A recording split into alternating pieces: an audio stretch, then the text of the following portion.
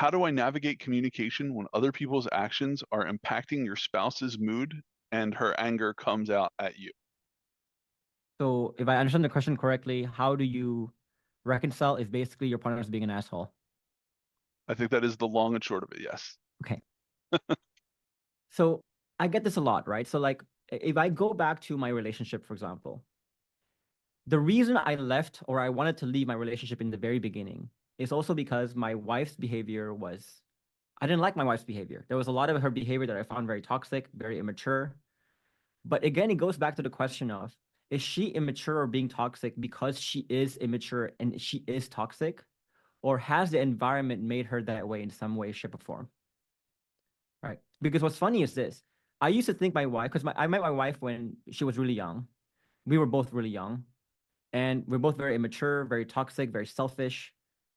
And obviously, I did things to destroy that safety. She did things to destroy that safety as well. And we made each other toxic, basically. But now you fast forward a decade later, right? She is the most non-toxic person I've ever met. She's the most loyal person I've ever met. In fact, I was just doing an interview with a person who I was basically telling her, telling him, I would have, like a lot of people say, for example, right? I'm focusing on my career, that therefore I'm not focusing on the relationship. I say, I could not have built my career without my queen, without my partner. Like she has been there for me at every step of the way. The level of conversations we have is so much deeper than the level of conversations we can have in any other part of life or with people. Like she's the most non-toxic person I've ever met, basically. So the question really is, if you really believe, like right now, right, your partner is doing toxic things, I want you to think about the why.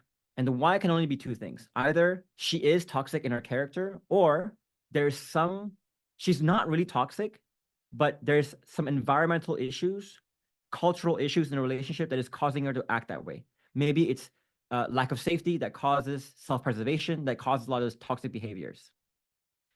If you're saying to me right now that she is toxic, that you have given her the perfect environment for her to be non-toxic, but she is still very toxic.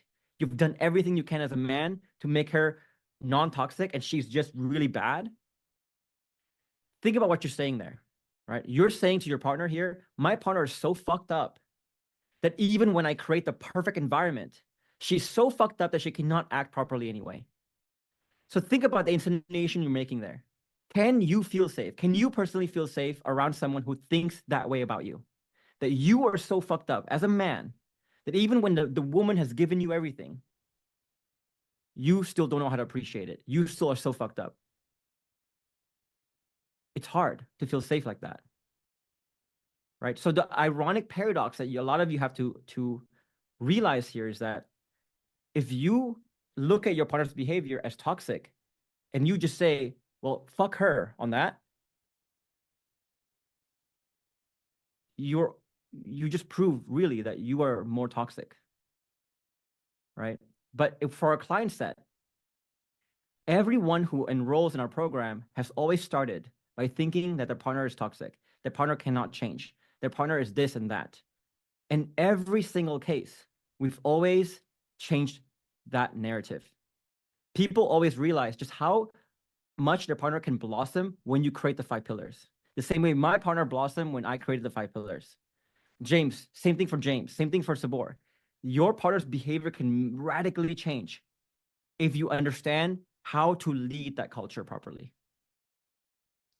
And so what's funny is that the reason why we say the internal shifts must come first is because if you are seeing your partner doing toxic things and that makes you crumble, that makes you do toxic things, then you can never lead. The same way, if you're a manager of a company, an owner of a company, and you have destroyed the culture of your company, that people are now doing toxic things in your company and not being motivated. If you allow their unmotivation to demotivate you, to affect you, you shouldn't be a leader of that company. And don't expect that company to turn around. So that's why we say internal shifts must come first, because that untetheredness, that bulletproof nature, that thriving nature needs to come first. That leadership qualities need to come first, right? With that, then you are better poised to actually do something about that.